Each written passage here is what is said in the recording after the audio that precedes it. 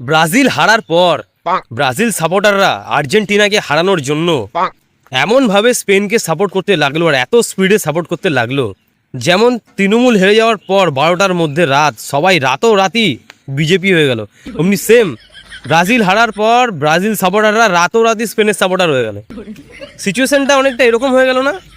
ভারত আর বাংলাদেশের খেলায় যখন বাংলাদেশ হেরে যায় ভারতের কাছে, তারপর যখন ভারতের এগেনস্টে যে টিম হয় বাংলাদেশ সাথে সাথে সেই টিমের সাপোর্টার হয়ে যায়। এক্স্যাক্ট সেম ব্রাজিল হেরে যাওয়ার পর আর্জেন্টিনাকে হারানোর জন্য যে টিম থাকবে বা আর্জেন্টিনার এগেনস্টে যে টিম থাকবে সাথে সাথে ব্রাজিলের সাপোর্টাররা সেই টিমের সাপোর্টার হয়ে যাবে।